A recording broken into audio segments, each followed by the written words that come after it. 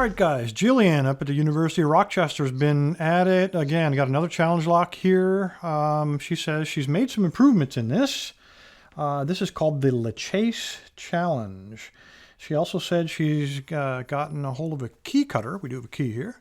And she says it won't look, quote, nearly as rustic as in previous versions. So anyway, let's go ahead and clamp this up. See if we can get in there. It is a Corbin Russren keyway. So let me show you while I have this how I like to tension these. I do like to use top of the keyway, but the problem is you got to use a really thin pick. And if you try to go from here, from that ledge, you're not going to be able to get up in there. You actually have to go from the right here.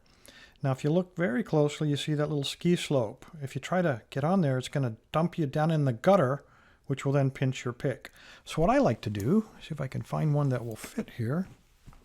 I like to put a tensioner in the bottom, maybe not that one, that kind of blocks that ski slope. Get in there, get in there. It's hard to do through the camera. Something like that. So there's still a little bit of it in there, but for the most part, now when I pick, I've got to turn this sideways, sorry about that, and it slides him down. He doesn't go all the way into the gutter. It makes it easier for me to keep the right angle. So if there's any high cut pins, and I'm sure in Jillian's lock there are going to be.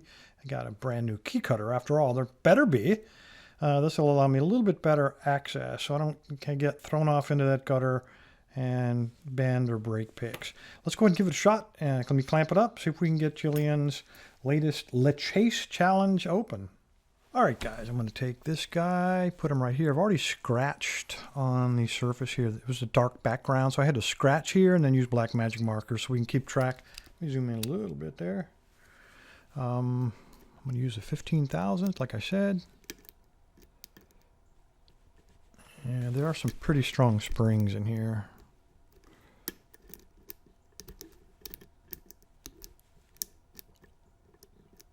I think I'm counting 6 in there. All right, let's try it. See if a 50,000th will fit. Maybe too big. Here we go. All right, let's pick it clockwise, I guess. All right, slide this dude in all the way to the rear. Apply a little tension. Ignore that tensioner on the bottom. He's not doing anything. Remember that.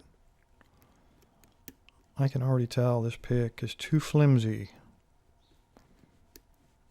Yep, he's too flimsy. So what I'm going to do, put him back and get his brother. Try this guy. It's exactly the same pick except in 25 thousandths. It's probably going to get caught on the warding a little bit, but I got no choice here. And of course, I'm sure Jillian knows that. All right, recock this thing, get him in there. All right, start fresh. That was pin 6.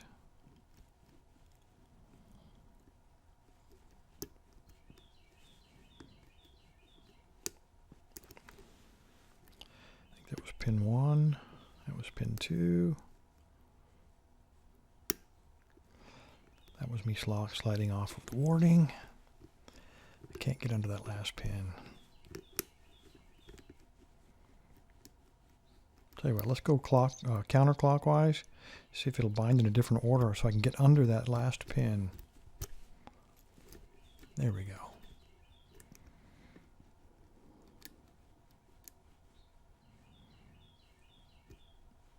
Pin 3.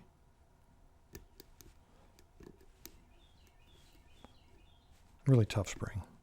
Can't even, real sharp too. Can't seem to. Okay, there we go. Pin 2 feels like. Gotta click on him.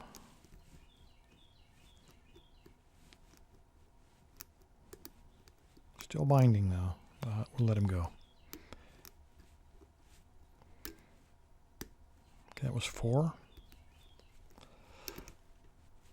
Jillian, this is a perfect match. 6 security pins. You got a paracentric keyway. You got what feels like a tight core. So it's going to rob feedback.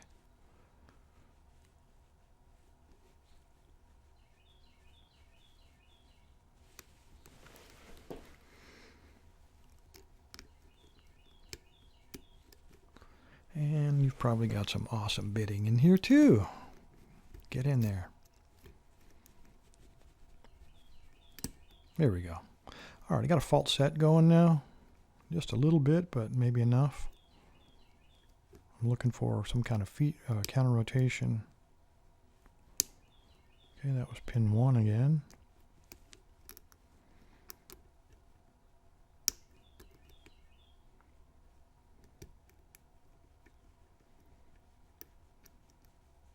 Come on, somebody talk to me. This core is really tight.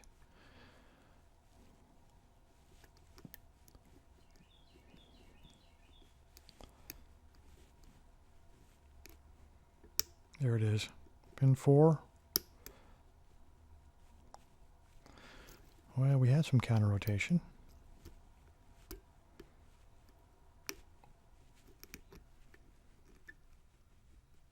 There it is. Very slight.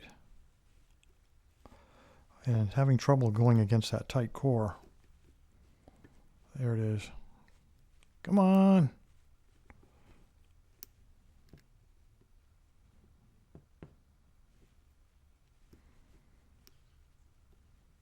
Come on. There we go. All right, lost the fault set.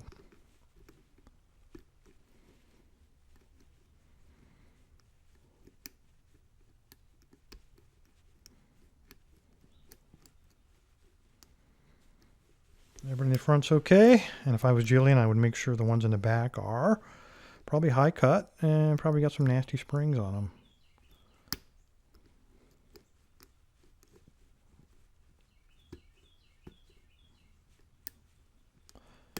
That was counter rotation on 1. Ah, dang it, broke my pick. Okay, no problem. Let's pull out his brother, not nearly as deep, but see if we can get him to work for us.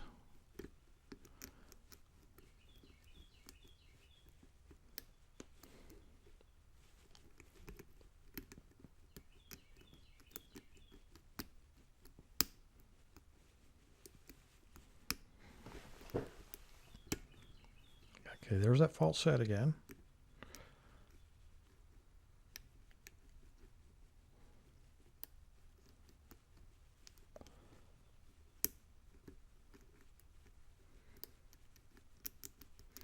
I'll bet you it's a high cut pin that this level of hook is not going to get. All right, let's try. Let's go back to the medium SSDEV 15 thousandths because I don't want to give this up just yet. See if he can at least reach up in there and just, come on, just pick that one for me in the very back without breaking.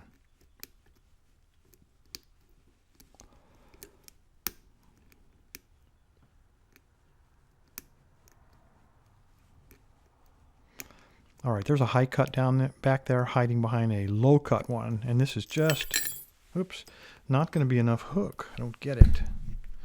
All right, so we didn't lose anything. This core is pinched. So let's take the deepest hook that I have. See if I can get him to reach back there and do his job. Come on. We're getting the counter rotation. I just can't seem to pick him deep enough. Right there. Come on.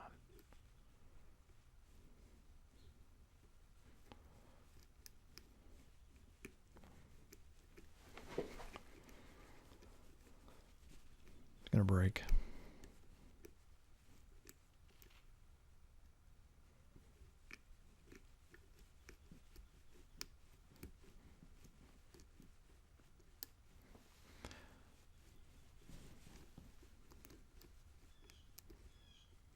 Okay, there we go, 4, counter rotation. Okay, now we got our deep fault set back.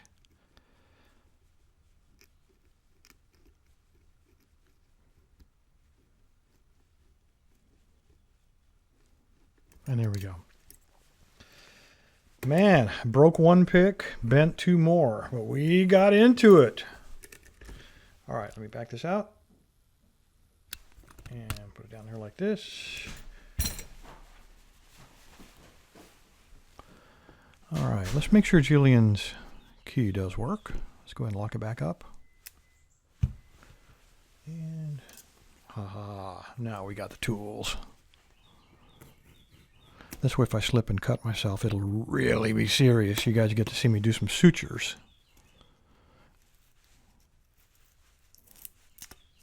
You know, that's not nearly what I thought it was going to be.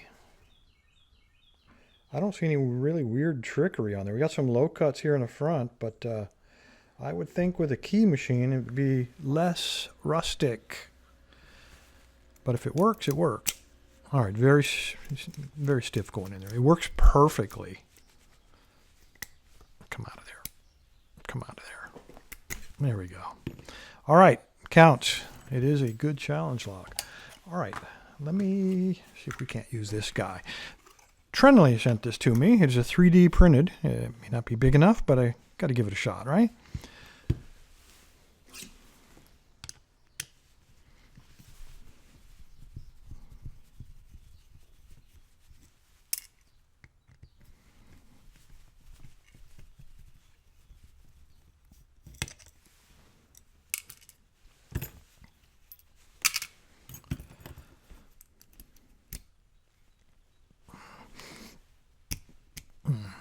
Okay, that works.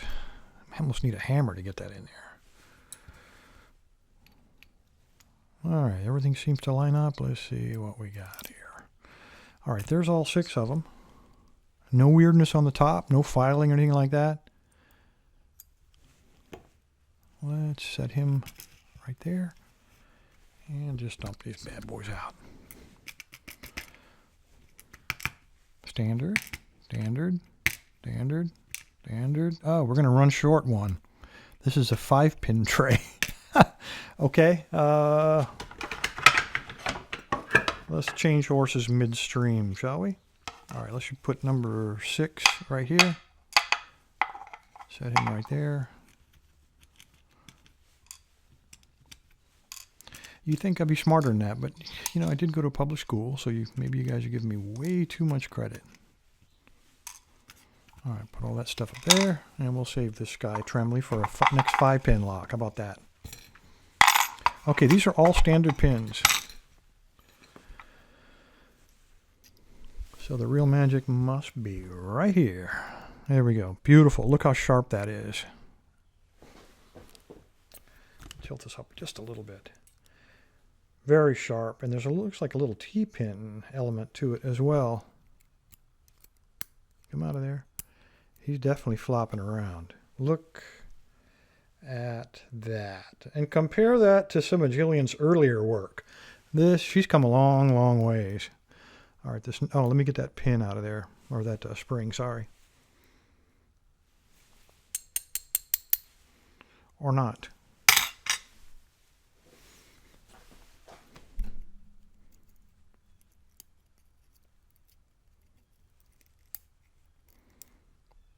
All right, there's a spring in there, and I feel something down there. I don't know what it is, but it's not here we go, I got it now. Oh, I had it. I think that spring must be caught in the retaining plate. He just does not want to come out of there. Let's just keep going. We can worry about him later. All right, pin 2.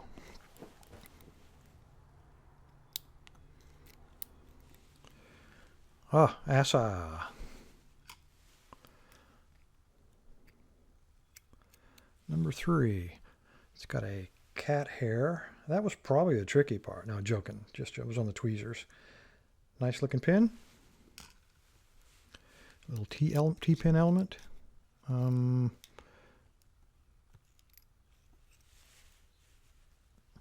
Another spool, commercial spool. Let's go around the back.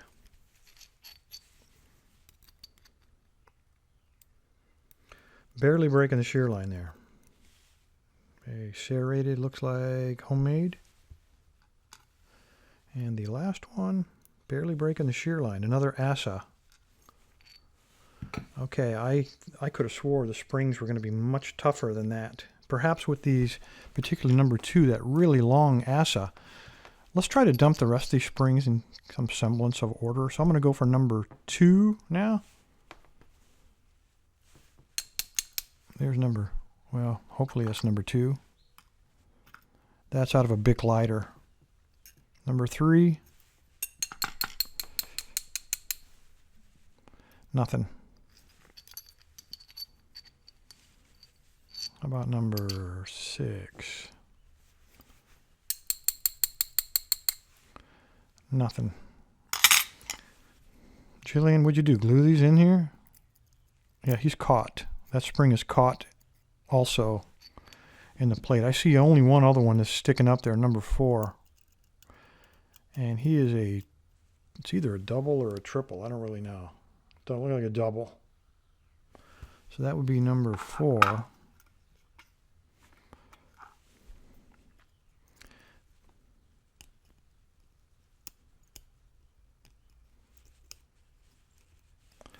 Guys, I don't know what to tell you. This plate has obviously been replaced. So I'm just going to take a second here and see if we can't pull that plate off. I think when she slid this on here, I'm going to probably ruin the plate, but that's the way it goes. When she probably slid the plate on there, probably pinched several of those springs. Yeah, there's one in number 1 right there. Just open this up like a tuna fish can. Yeah, see, we got all kind of springs in here. Number 1 was pinched. You can see number 5 was pinched. Number 6, I don't even know what that is. And then number 3 was pinched.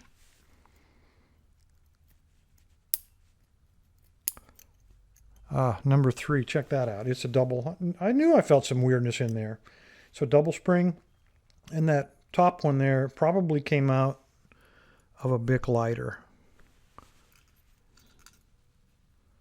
Really strong spring. I really need to figure out how to demagnetize this stuff. I actually have a demagnetizer, but I keep everything on a magnetized strip up there, so that really screws me up. A self-inflicted wound. I got it. All right, number 1.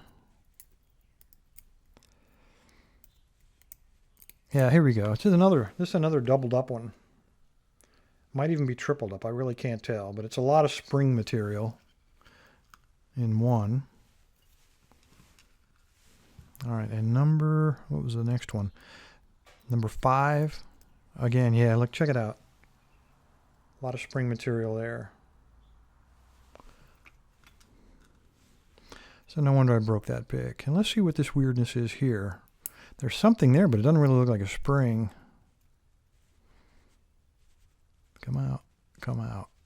Yeah, it is too. I'm gonna have to put a pair of needle nose on that one. Come out of there. Yeah, another one. All right, definitely an anti-pick feature because I end up, well, if breaking one of these bad boys off is not anti-pick, I don't know what is. Jillian, what a wonderful improvement over some of your earlier work. This thing had a little bit of every alien technology I can imagine. I made the mistake, I think, of sending Jillian some of these ASA pins, and now it turns out she's using them against me. All right, let me turn this guy around where he was. So we got the T-pin. Come on, Bill. All right, downstairs, all standards. Nothing unusual in the Bible, but upstairs is where the real work was. First of all, we had a very sharp homemade, she made these out of key pins, very sharp spool, and that would give you a very deep fault set. That's probably what we were hung up on. We have 2 ASA pins. We have a homemade T-pin, we have a commercial spool, and then it looks like a homemade serrated right there in the very end. Upstairs, every single one of these had what I'm going to have to categorize as a super spring. Anyway, guys, there you go from Jillian up at University of Rochester. Thank you, ma'am, for the lock. Everybody stay safe, stay legal.